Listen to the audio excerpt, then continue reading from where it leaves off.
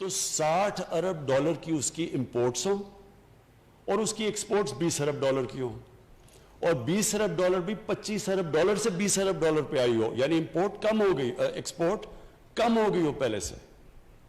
کوئی دنیا میں ملک ترقی نہیں کر سکتا کیونکہ آپ کی ویلتھ جنریشن ہی نہیں ہوتی. جب آپ کے ملک سے زیادہ ڈالرز باہر جا رہے ہوں اور ملک میں کم ڈالرز اندر آ رہے ہوں تو ملک کبھی خوشحال ہو ہی نہیں سکتا. ہر تھوڑی دیر کے بعد ہمیں آئی ایم ایف کے پاس چلے جانا پڑتا ہے. کیوں آئی ایم ایف کے پاس جاتے ہیں؟ کہ ہمارے پاس ڈالر کی کمی ہو جاتی ہے، ہمارے ریزروز ختم ہو جاتے ہیں.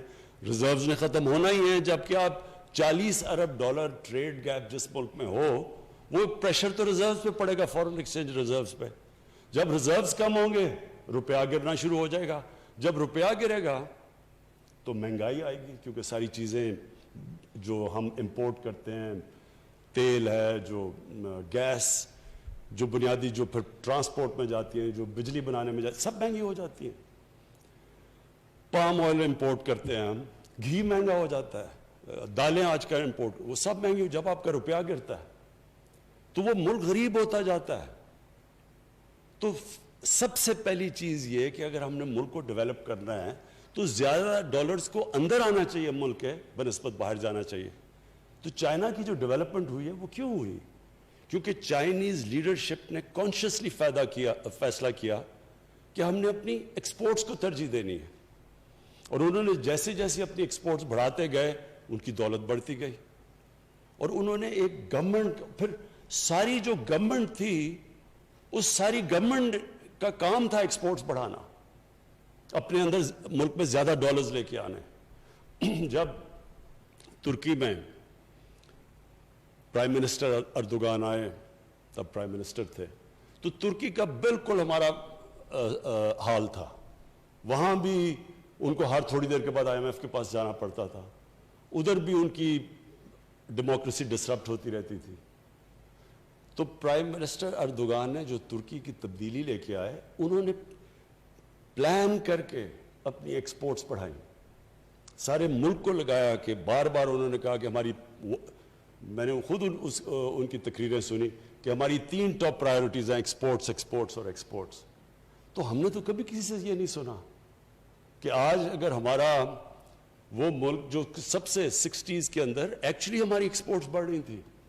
60s کے اندر پاکستان کا ڈائریکشن ٹھیک تھا، انڈسٹریلائز ہو رہا تھا پاکستان، لیکن 70s کے اندر ایک ڈفرنٹ مائنڈ سیٹ آ گیا. وہ بھی کنفیوز مائنڈ سیٹ کہ سوشلزم، اسلامک سوشلزم، اس کے اندر انہوں نے 22 فیملیز کا نام لے لیا کہ جی ساری دولت 22 فیملیز کے پاس چلی گئی ہے.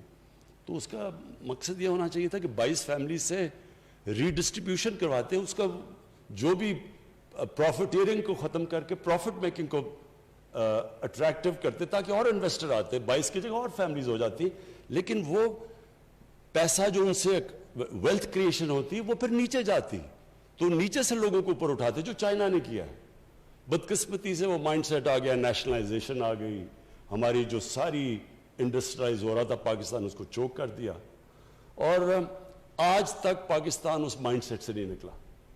تو یہ جو آپ نے، یہ ایک بڑا اچھا سٹیپ ہے کہ ہم نے فیصلہ کیا کہ ہم اپنے سٹینڈز بنائیں گے. ہم ان دنیا میں کم ملک ہیں جو کہ اپنے اب سٹینڈز بنا رہے ہیں. اور ایکچولی جو ملک نیوکلیئر ٹیکنالوجی ڈیولپ کر سکے تو اس کے لیے تو اور بہت چیزیں آسان ہونی چاہیے تھی، لیکن یہ فریکچر تھا. ہماری ڈیفنس پروڈکشن کئی دفعہ ایک جو نیوکلیئر ٹیکنالوجی ڈیولپ کر رہی تھی اس کی کوئی پرائیویٹ سیکٹر سے کنیکشن نہیں تھی. امریکہ کے اندر جو ساری گروتھ ہوئی ہے پرائیویٹ سیکٹر میں وہ کنیکٹ ہوئی ہے ان کی ڈیفنس پروٹیکشن سے، اور ملے ہوئے ہیں وہ اکٹھے، تو وہ پاس آن کرتے ہیں ایک دوسرے سے، گین کرتے ہیں. تو ہمارا کوئی کنیکشن نہیں تھا. پھر دوسرا کہ جو انڈسٹری کی اور جو ایکڈیمیا کی جو لنکیجز تھی وہ بھی نہیں تھی، کیونکہ ساری دنیا میں یہ کنیکٹڈ ہوتے ہیں. آکسفورڈ یونیورسٹی میں انڈسٹریز کنیکٹڈ ہوتی ہیں ویریس کالجز سے اور فیکلٹیز سے، اور اسی طرح پھر وہ دونوں ایک دوسرے کو بینیفٹ کرتی ہیں. یہاں ہم گریجویٹس پروڈیوس کرتے ہیں، وہ بیچارے بے روزگار پھر رہے ہوتے ہیں کیونکہ کنیکشن ہی نہیں ہے ان کا انڈسٹری کے ساتھ یا جو پاکستان کی نیڈز ہیں. تو یہ بھی دوسری چیز بہت صحیح ڈائریکشن کے اوپر آپ نکل گئے ہیں، کیونکہ جس طرح فواد چودھری نے کہا اصل چیز تو ایک ملک کبھی بھی صرف کاٹن بیچ کے یا جس طرح ملیشیا ایک وقت پہ پرائمری پروڈکٹس ربر اور ٹن بیچ رہا تھا اس سے تو کبھی وہ ایک قوم نہیں اوپر جا سکتی. قوم تو جب ویلیو ایڈ کرتی ہے اپنے پروڈکٹس پہ تو تب اوپر جاتی ہے. تو چھوٹا سا سنگاپور اگر اس کی 300 ارب ڈالر سے زیادہ ایکسپورٹس ہیں اور ہم 22 کروڑ کے لوگ اور ہماری 25 ارب ڈالر کی اگر ایکسپورٹس بھی ہیں تو اس میں ایک بڑا غلط ڈائریکشن پہ پاکستان نکلا ہوا تھا. تو اب یہ اس کو ڈائریکشن کو ٹھیک کرنا ہے اور مائنڈ سیٹ کو ٹھیک کرنا ہے. جو ہمیں چیلنج آ رہا ہے گورنمنٹ ڈپارٹمنٹس کو بتانا ہے کہ آپ کا کام ہے کہ اس ڈائریکشن پہ جو بھی ایکسپورٹ انڈسٹری جو بھی ایکسپورٹس کی طرف جا رہا ہے جو انڈسٹریلائز پاکستان کو کرنا چاہتا ہے ویلتھ کریشن کی طرف جاتا ہے ساری گورنمنٹ ڈپارٹمنٹس کو اس کی مدد کرنی چاہیے. ایف پی آر کو مدد کرنی چاہیے. جو باقی ہماری جتنے بھی جس کو ریڈ ٹیپ کہتے ہیں وہ بجائے ان کی مدد کرنے کے رکاوٹیں ڈال دیتے ہیں ان کے راستے میں کیونکہ مائنڈ سیٹ ابھی تک وہی سوشلسٹ مائنڈ سیٹ ہے کہ پروفٹ میکنگ کو کرائم سمجھا جاتا ہے. وہ 70s میں مجھے ابھی بھی یاد ہے کہ جو 70s کے پولیٹیشنز تھے ان میں ایک ہمارے ساتھ بھی آئے. ہم نے جب پارٹی شروع کی تو مجھے وہ یاد ہے وہ اپنی تقریر شروع ہی کرتے تھے جاگیردار کو پہلے برا بھلا اور اس کے بعد سرمایہ کار کو برا بھلا. تو اگر سرمایہ کاری نہیں ہوگی انویسٹمنٹ نہیں ہوگی تو ملک آگے کیسے بڑھے گا ویلتھ کریشن کیسے ہوگی.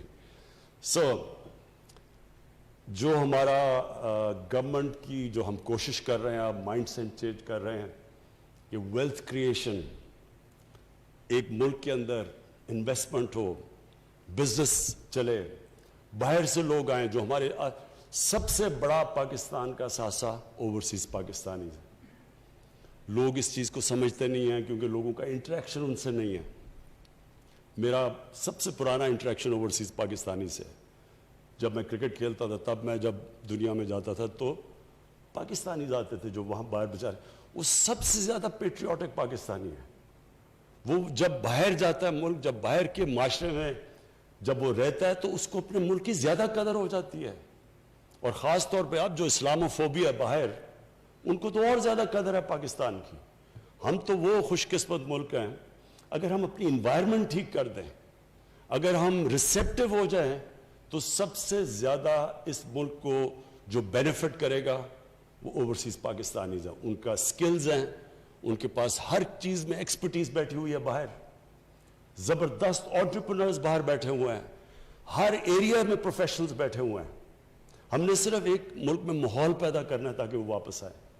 اور بدقسمتی سے جب ہماری گورنمنٹ شروع میں آئی تو مجھے بڑی افسوس ہوا کہ ہم وہ ماحول نہیں پیدا کر پائے. ایک دم آ گیا کہ جی یہ ڈیول نیشنل ہے یہ تو جس طرح کوئی غدار ہو گیا. وہ ڈیول نیشنل کیوں بنا ہے؟ کیونکہ پاکستان کا بدقسمتی سے ہم نے اپنی فورن پالیسی اتنی بری طرح کنڈکٹ کی ہمارا امیج اتنا برا تھا کہ ہر پاسپورٹ ٹریول کرنا مشکل ہو گیا تھا. تو ہم ان کو اس چیز پہ یہ نہ سمجھے وہ لوگ ترستے ہیں پاکستان کے لیے اور ان کے لیے صرف ہم نے ان کے لیے ہم نے صرف ایک انوائرمنٹ کریٹ کر دی ہے. اور جو ان کے پاس کیپٹل ہے جو انویسٹمنٹ ہے کسی کو یہاں اندازہ نہیں ہے کہ جس طرح کی وہ انویسٹمنٹ کر سکتے ہیں اس ملک کے اندر. اس کے بعد ہماری جو لنکیج ہے چائنا کے ساتھ وہ ہمارے لیے بہت بڑی اس ملک کے لیے بہت بڑا ایسٹ ہے. لیکن نمبر 1 ہمارا ایسٹ اوورسیز پاکستانی ہے. اور اس کے لیے پھر سے میں کہتا ہوں کہ ساری گورنمنٹ ڈپارٹمنٹس کو ہم جو اب کوشش کر رہے ہیں مائنڈ سیٹ چینج کرنے کا کہ جب تک ہم اس ملک میں اپنی ایکسپورٹس بڑھائیں گے نہیں جب تک کہ ہم یہ جو سٹینٹس امپورٹ سبسٹیوشن نہیں کریں گے اپنے ڈالرز نہیں بچائیں گے جب تک ہمارے پاس ایک ڈالر کا سرپلس نہیں ہوگا ہم تو پھر اسی وشس سائیکل میں ہر تیسرے سال کے بعد IMF کے پاس جانا پڑے گا کیونکہ ہماری امبیلنس ہو جائے گا ٹریڈ امبیلنس یا کرنٹ اکاؤنٹ امبیلنس. اچھا جی میں آپ کیونکہ مجھے موقع کم ملتا ہے آج کل اسٹوڈنٹ سے بات کرنے کا تو یہ بڑا ضروری ہے میں آپ سے جو اپنا یہ ایکسپیرئنس شیئر کروں کیونکہ میرے پاس شاید وہ ایکسپیرئنس ہے جو دنیا میں بڑے کم پاکستانیوں میں بہت کم لوگوں میں ہے کہ دونوں ایک پاکستان کا ایکسپیرئنس اور ایک پھر میری بڑی ایک طویل عرصہ گزارا مغربی معاشرے میں اور اس کو بڑا کلوزلی اندر سے اس کو آبزرو کیا اور پھر میری ایکسپیرئنس اسپورٹس مین کا علیحدہ پھر ایک پورا ایک ادارہ بنانا اسکریچ سے کھڑا کرنا پورا ہاسپٹل اور اس کے لیے جو فنڈ ریزنگ اور وہ ایک اور ایکسپیرئنس تھا اور پھر تیسرا پالیٹکس میں ایکسپیرئنس جو کہ سب سے یونیک ایکسپیرئنس تھا کہ ایک اپنی پارٹی بنا کے اور یہاں پہنچنا. تو جو میں آپ کو اپنے ایکسپیرئنس سے جو سب سے امپورٹنٹ چیز آپ کے لیے جو میں آپ کو ایک لیسن دینا چاہتا ہوں جو آپ کے لیے بڑا کام آئے گا وہ سب سے امپورٹنٹ چیز یہ ہے کہ انسانوں کو اللہ نے جب اشرف المخلوقات بنایا تو ایک چیز سمجھ جائیں کہ انسان کے پاس وہ پوٹینشل ہے جو کسی اور اللہ کی مخلوق کے پاس نہیں ہے. جب اللہ نے فرشتوں کو کہا کہ انسان کے سامنے جھکو تو وہ بڑا ریلیونٹ آپ کے لیے سمجھنا ہے کہ اللہ نے جب شیطان نے نہیں جھکا تو اللہ نے تب کہا کہ میں نے ان کو وہ پاور دی ہے جو تمہیں بھی نہیں دی, جو وہ نالج دی ہے. نالج پاور ہوتی ہے. تو یہ پرابلم ہمارا یہ ہوتا ہے کہ ہم اپنے پوٹینشل کو پہچانتے نہیں ہیں, ہم اپنے آپ کو انڈر سیل کرتے ہیں, ہم اپنی جو ویژن ہے جو زندگی کی اس کو اتنی محدود کر لیتے ہیں کہ اپنا ہی پوٹینشل کو کیپ کر دیتے ہیں, ہم اپنے اوپر لمیٹیشنز لگا دیتے ہیں اور ہم اللہ کی وجہ جس طرح مولانا رومی نے ایک دفعہ کہا کہ جب اللہ نے آپ کو پر دیے ہیں کیوں چونٹیوں کی طرح زمین پہ رینگ رہے ہو. اللہ نے آپ کو وہ پوٹینشل دیا ہے جو شاید ہی کوئی انسان اپنی زندگی میں کوئی 5-10% پہ پہنچتا ہے. تو امپورٹنٹ چیز یہ ہے کہ یہ آپ نے پوٹینشل کو کیسے ریئلائز کرنا ہے, کیسے آپ نے اپنے پورے جو اللہ نے آپ کو صلاحیتیں دی ان پہ کیسے پہنچنا ہے. تو اس کے جو نمبر 1 ریکوائرمنٹ ہوتی ہے کہ آپ کی ویژن کیا ہے زندگی کی, آپ کیا بننا چاہتے ہیں, اور یہی پھر ایونچولی ملک پہ بھی ٹرانسلیٹ ہوتی ہے کہ ملک کیا بننا چاہتا ہے. کیا وہ کسی نے کہا جی ایشین ٹائیگر بننا چاہتے ہیں, ایشین ٹائیگر تو کوئی ایک ویژن نہیں ہونی چاہیے ملک کی. تو ڈیفائن کریں پہلے کہ آپ ایک انسان کیا بننا چاہتا ہے, اور جب آپ یہ فیصلہ کرتے ہیں کہ آپ کیا بننا چاہتے ہیں وہ ڈیفائن کرے گا کہ آپ کا پوٹینشل کیا ہے. مثلا میں جب کرکٹ کھیلتا تھا تو میرے سے بڑے زیادہ ٹیلنٹڈ لڑکے تھے, لیکن وہ جب ٹیسٹ ٹیم میں آتے تھے تو وہ سمجھتے تھے کہ بس انہوں نے زندگی میں اچیو کرنا تھا وہ کر لیا, وہ ادھر ہی رک جاتے تھے. کئی کھلاڑی جو بہت زبردست کھلاڑی تھے جیسے انہوں نے کرکٹ چھوڑی کرکٹ میں بڑی چیزیں سیکھتا ہے. دیکھیں آپ مقابلہ سیکھتے ہیں, اسپورٹس میں سیکھتے کیا ہے, اسپورٹس میں سٹرگل کرنا سیکھتے ہیں. کوئی بھی اوپر نہیں پہنچ سکتا جب تک ایک بڑے پروسیس سے نہ گزرا ہو, محنت نہ کی ہو اس نے. تو جب آپ اوپر پہنچ جاتے ہیں اور آپ ریٹائر ہو گئے, اب جب ریٹائر ہوتا ہے انسان تو کیا اس کا مطلب بس وہ ساری زندگی اب کرکٹ کی باتیں کرتا رہے, تو اس کا وہی پوٹینشیل ختم ہو گیا.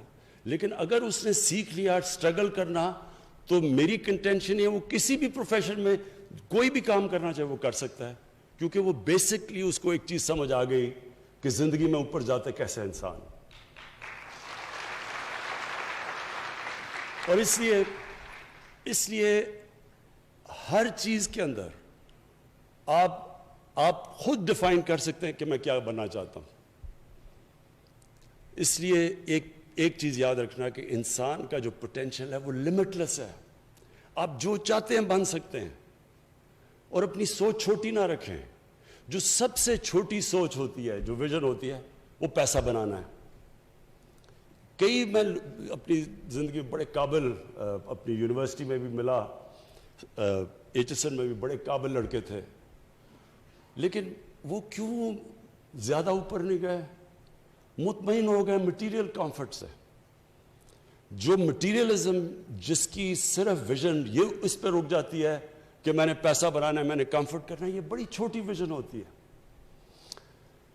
جو میرا نچوڑ ہے زندگی کا وہ یہ کہ ساری زندگی کا فلسفہ نماز کے اندر اس چیز پہ آ جاتا ہے جو آپ اللہ سے مانگتے ہیں کہ اللہ مجھے ان کے راستے پہ لگا جن کو تو نے نعمتیں بخشیں، ان کے نہیں جو غلط راستے اپنی تباہی کے راستے پہ چلے گئے. یہ جو اللہ کہتا ہے نا 5 وقت نماز پڑھو، یہ بھی بائی دا وے میں نے بڑی لیٹ اپنی زندگی میں اس چیز کو سمجھا. یہ ہے زندگی کا آپ کا فلسفہ. کیونکہ جب آپ اس کے اوپر غور کریں گے تو کس کو اللہ نے نعمتیں بخشی؟ اپنے پیغمبروں کو، سب سے زیادہ جو ان کے حبیب تھے نبی صلی اللہ علیہ وسلم، ان کو نعمتیں بخشی. تو کیا ان کی زندگی آسان تھی؟ کمفرٹیبل زندگی تھی؟ بڑی مشکل زندگی تھی.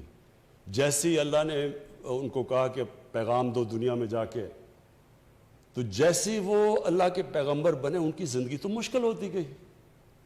تو کیا ہم وہ مشکل زندگی مانگ رہے ہیں؟ وہ ہے. اور اس کے اندر جو دوسری چیز اب آتی ہے کہ ہم سب کیا چاہتے ہیں زندگی میں؟ خوشی چاہتے ہیں نا. ہم جو بھی چیز ہم سمجھتے ہیں پیسہ بنائیں گے تو ہمیں خوشی مل جائے گی، ہم سمجھتے ہیں کہ شادی ہوگی، بچے ہوں گے، خوشی مل جائے گی. ہم خوشی ڈھونڈ رہے ہوتے ہیں نا.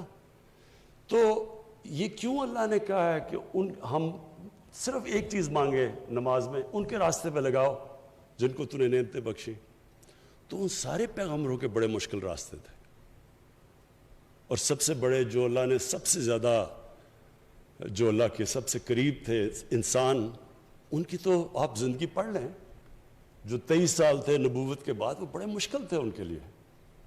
لیکن اس سے کیا چیز اور سامنے آتی ہے کہ ہم جو خوشی ڈھونڈتے ہیں، ہم ڈھونڈتے ہیں جسمانی خوشیوں کے اوپر، پیسے سے اور جو بھی نشے سے. یہ ساری عارضی پلیجر سیکنگ کو ہم کنفیوز کر دیتے ہیں خوشی سے. خوشی آتی ہے جب آپ کی روح خوش ہوتی ہے. روح آپ کی تب خوش ہوتی ہے، روح کنیکٹڈ ہے اللہ کے ساتھ. اس لیے روح آپ کی تب خوش ہوتی ہے جب اس راستے پہ چلیں جن کو اللہ نے نعمتیں بخشی. یہ ایکچولی میری ساری زندگی کا یہ تجربہ یہ ہے کہ ہم ڈھونڈتے ہیں خوشی غلط جگہ. ہم جب شروع میں یہاں فلمیں دیکھتے تھے، ویسٹرن فلمیں، جب میں پہلی دفعہ انگلینڈ گیا تو ہماری عجیب عجیب کانسیپٹ تھے خوشی کے، کہ خوشی کیا ہے. ہم یاٹ پہ جا رہے ہیں سمندر میں، یہ بڑی خوشی ہے جناب. بیچ پہ وہ ہم تو یہ دیکھتے تھے نا، ہم نے تو فلموں میں دیکھا ہوتا. تو جب ہم بیچ پہ پہنچے کرکٹ کی وجہ سے تو ہم نے دیکھا ہم پاگل ہو گئے. گرمی کے اندر ہم لیٹے ہوئے ہیں. ہم یہاں 6 مہینے گرمی سے بچتے ہیں، ادھر ہم گرمی میں لیٹے ہوئے ہیں کہ جناب، کیونکہ ہم نے سنا تھا یہی ہے خوشی کا طریقہ. یا پھر وہ کشتی پہ جاؤ جی، یاٹ کے اوپر ہالیڈیز، وہ بھی جب گئے مجھے تو سی سکنس ہوگی دوسرے دن. تو ہم خوشی جو سمجھتے ہیں کہ جدھر خوشی ہے ادھر نہیں ہے. خوشی آپ کو ملتی ہے جب آپ کی روح خوش ہوتی ہے.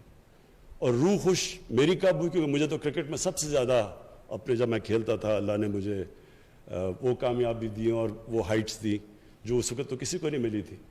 لیکن جب شوکت خانم کینسر ہاسپٹل کا دروازہ کھلا پہلے دن، میں آپ کو بیان نہیں کر سکتا کہ جو مجھے خوشی تب ملی.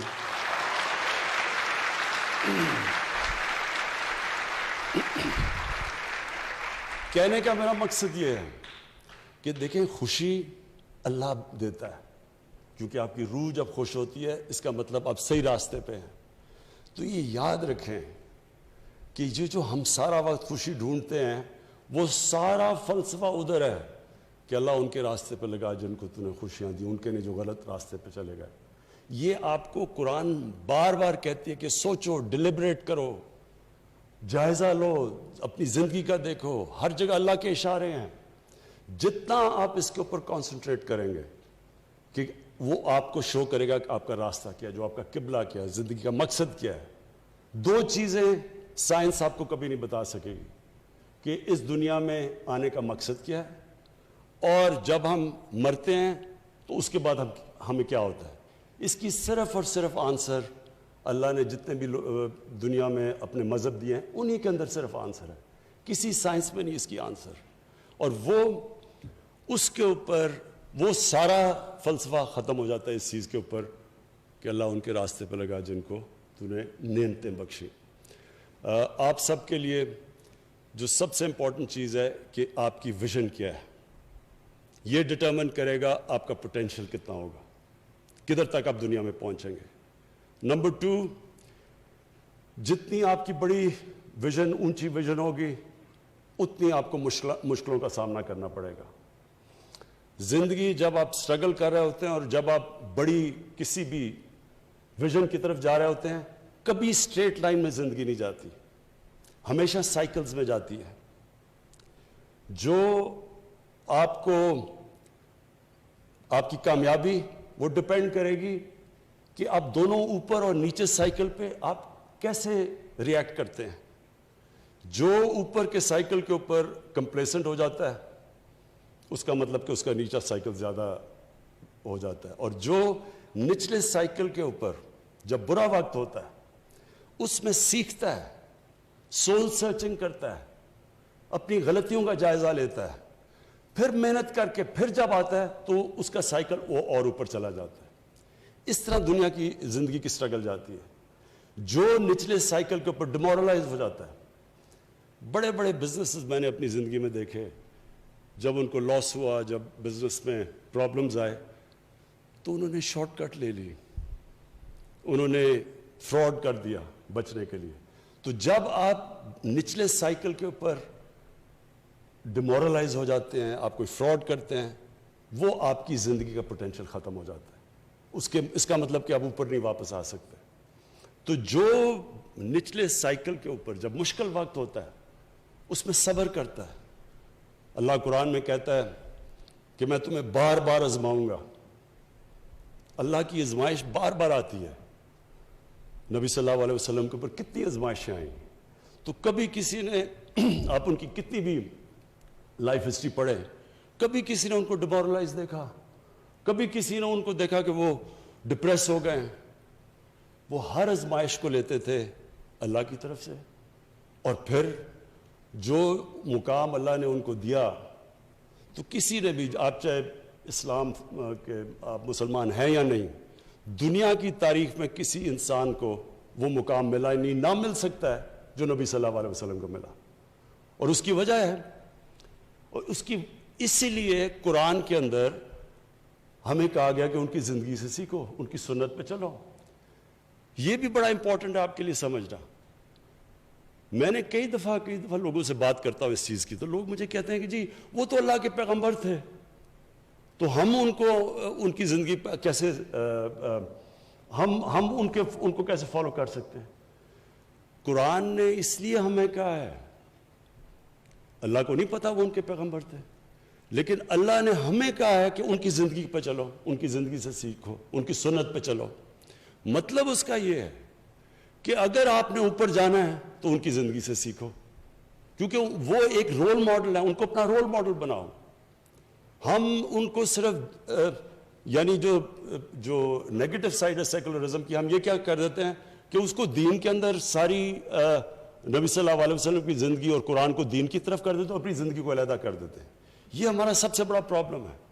وہ ہماری ڈیلی زندگی کے اندر لیسنز آتے ہیں. جتنی آپ ان کی زندگی اسٹڈی کریں گے, آپ کو ہر وقت زندگی کے اندر وہ ڈائلیماز ہوں گے. 5 وقت کی نماز کیوں ہے؟ کیونکہ دن میں, مجھے کئی دفعہ دن میں کتنی دفعہ ہوتا ہے کہ 2 راستے آ جاتے ہیں, اس راستے پہ جانا ہے یا اس راستے پہ جانا ہے. کئی دفعہ آپ کو یہ پرابلم, آپ کو ہر وقت جتنی آپ اسٹرگل کرتے رہیں گے, آپ کے سامنے 2 راستے آ جائیں گے, اور وہی ہوتا ہے آپ کی کامیابی یا آپ کی فیلئر کے راستے. وہی ہے کہ ان کے راستے جن کو نعمتیں بخشی, یا وہ راستے پہ چلے جاؤ جو آپ کی تباہی کا راستہ ہے. اور پھر ایک قرآن کی آیت ہے کہ کئی چیزوں کو جو آپ اچھا سمجھتے ہیں وہ آپ کے لیے بری ہیں, اور جن کو آپ برا سمجھتے ہیں وہ آپ کے لیے اچھی ہیں. اس میں بھی جب آپ غور کریں گے تو آپ سمجھیں گے کہ ہمارے سامنے ہمیشہ ٹیمپٹیشن ہوتی ہے آسان راستہ لے لو.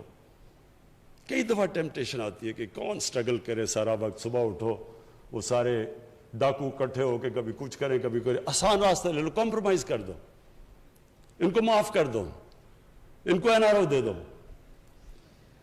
آسان راستہ ہے, زندگی آسان ہو جائے گی, چپ کر کے آرام سے ہم بھی پارلیمنٹ میں تقریریں کریں گے, 3 سال گزر جائیں گے. لیکن یہ تباہی کا راستہ ہے. یہ یاد رکھیں کہ جو آپ کی بہتری کا راستہ ہے وہ ہمیشہ آسان نہیں ہوتا, اس میں بڑے فیصلے کرنے پڑتے ہیں, مشکل فیصلے کرنے پڑتے ہیں, اور وہی مشکل فیصلے آپ کو اوپر لے کے جاتے ہیں. تو آپ کو اللہ نے بڑی زبردست اپرچونٹی دی ہے. نسٹ کی جو بھی ریکٹر صاحب آپ نے باتیں کی, مجھے بڑی خوشی ہوتی ہے کہ ہماری ایک یونیورسٹی کوالٹی کی یونیورسٹی بن رہی ہے, اور اتنے تھوڑے ٹائم میں, کیونکہ 29 سال 30 سال تو کوئی زندگی نہیں ہے ایک یونیورسٹی کی. اس کے اندر ایک ماشاءاللہ آپ کی سٹینڈرڈز آ رہی ہیں, آپ نئی نئی چیزیں کر رہے ہیں, آپ ہوپ دے رہے ہیں ملک کو. آپ کو دیکھتے دیکھتے اب اور بھی یونیورسٹیز کوشش کریں گی, ان کی بھی لنکیجز انشاءاللہ ہم کریں گے انڈسٹری کے ساتھ, تاکہ وہ بھی محنت کریں اور وہ بھی اپنے ڈیولپ کریں, نئی چیزیں کریں. تو آپ ایک راستہ بھی دے رہے ہیں باقی ایکیڈیمک انسٹیٹیوشنز کو, اور مجھے یہ بڑی خوشی ہے.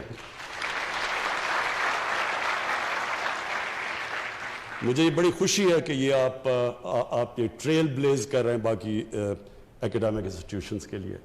اور میں آپ کو یہ شور کرتا ہوں کہ ہماری گورنمنٹ پوری آپ کی سپورٹ کرے گی, ساری ایک ہائر ایجوکیشن کی, نالج اکانومی کی, بلکہ ایجوکیشن کی ہم پوری سپورٹ کریں گے. ہمارا جیسے ہمارے, اور انشاءاللہ ملک صحیح راستے پہ نکلا ہوا ہے, جیسے ہمارے فائنینشیل حالات بہتر ہوتے جائیں گے, جو ہم ویلتھ کریٹ کرنے کی کوشش کر رہے ہیں, جیسی ہماری ملک میں ویلتھ کریشن ہوگی, تو نمبر 1 پرائرٹی ہماری ہوگی نالج اکانومی کی طرف. اپنے ایجوکیشن کے اوپر, ہائر ایجوکیشن پہ, ریسرچ پہ ہم میکسیمم اپنی توجہ دیں, تاکہ وہ اتنا بڑا ہمارا پوٹینشیل ہے, ہمارا سیکنڈ ینگسٹ پاپولیشن ہے, انٹرپرائزنگ لوگ ہیں ہمیں اگر ایکسپرٹیز چاہیے تو ہمارے اوورسیز پاکستانیز بیٹھے ہوئے ہیں, ہر قسم کی ہم ایکسپرٹیز اٹریکٹ کر سکتے ہیں واپس پاکستان میں. ہم نے جب شوکت خانم کینسر ہاسپٹل بنانے شروع کیا تو سب نے مجھے کہا نہیں بن سکتا, کیونکہ انہوں نے کہا ایک اسپیشلسٹ کینسر ہاسپٹل کے لیے آپ کو ایکسپرٹیز چاہیے, وہ پاکستان میں نہیں ہے.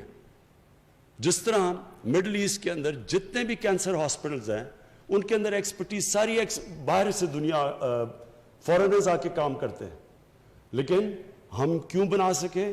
کیونکہ ہمارے پاس باہر ہر قسم کے ایکسپرٹس بیٹھے تھے, ڈاکٹرز بیٹھے تھے. جیسے ہم نے ان کو انوائرمنٹ دی وہ پاکستان آ گئے, اور انہوں نے وہ ایک کامیاب ہاسپٹل چلا دیے, جو کہ آج دونوں شوکت خانم کو ایک انٹرنیشنل ایکریڈیٹیشن ہے, جوائنٹ کمیشن انٹرنیشنل کی. یہ دنیا میں سرٹیفائی کرتے ہیں ہاسپٹلس کی کوالٹی. تو 4 پاکستان میں ہاسپٹلز ہیں جو جوائنٹ کمیشن انٹرنیشنل کے سرٹیفائڈ ہیں, 2 ان میں سے شوکت خانم لاہور اور پشاور ہے.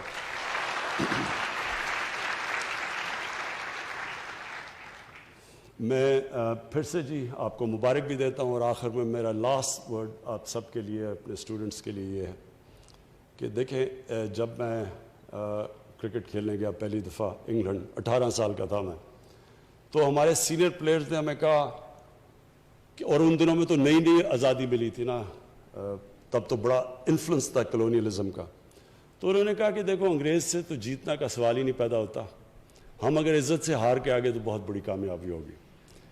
اب یہ سوچیں کہ 18 سال کا لڑکا وہ بڑے خواب دیکھ رہا تھا, اور انہوں نے آگے سے کہتے کہ جی عزت سے ہار گئے تو بہت بڑی کامیابی ہوگی. تو مائنڈ سیٹ تھا, اور وہ 10 سال تک جب میں کرکٹ کھیلتا رہا, ہماری ٹیمیں اچھی بھی ہو گئی, ہم جیتے ہوئے میچ ہار جاتے تھے, کیونکہ ہمارے میں سیلف بلیف ہی نہیں تھا, ہم اپنے آپ کو بلیو ہی نہیں کرتے تھے کہ ہم جیت سکتے ہیں. اور جب اس کے بعد ہماری جو 80s کے اندر ٹیمیں آئیں, وہ اتنی اچھی ٹیمیں نہیں تھی جو کرکٹ جانتے ہیں. 70s میں ہماری زیادہ کوالٹی کے پلیئرز تھے 80s کے بنسبت, لیکن وہ ٹیم اس لیے جیتنا شروع ہو گئی, اس کا مائنڈ سیٹ چینج ہو گیا, سیلف بلیف آ گیا کہ ہم جیت سکتے ہیں.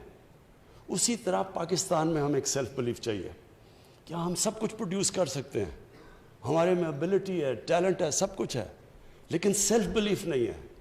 اور سیلف بلیف آپ کے انڈیویجولز کے لیے سٹرگل سے آتی ہے. جب آپ ایک نچلے سائیکل سے پھر اوپر اٹھتے ہیں, آپ کے اندر کانفیڈنس آ جاتا ہے کہ میں مقابلہ کر سکتا ہوں مشکل وقت کا. جیسے جیسے آپ یہ سائیکل سے اوپر جاتے جاتے ہیں, آپ میں ایونچولی سیلف بلیف آ جاتی ہے. سیلف بلیف یہ ہوتی ہے کہ جو بھی مشکل آئے گی میں اس کا مقابلہ کر سکتا ہوں, اور وہ ہوتی ہیں پھر ایک وننگ سوچ آ جاتی ہے. وہ ایک قوم میں آ جائے قوم اٹھ جاتی ہے, وہ ایک انڈیویجول میں آ جائے وہ اوپر آ جاتا ہے. یہ جو ایک کرکٹ ٹیم میں کریں کہ اندر بلیو کریں, کہ کوئی بھی ہم دنیا کا کوئی بھی ہمارے سامنے آئے ہم سب کا مقابلہ کر سکتے ہیں. بہت بہت شکریہ. وزیر اعظم عمران خان نسٹ میں افتتاحی تقریب سے خطاب کر رہے تھے. انہوں نے کہا کہ مقامی سطح پر کارڈک سٹنٹ کی تیاری ایک اہم پیش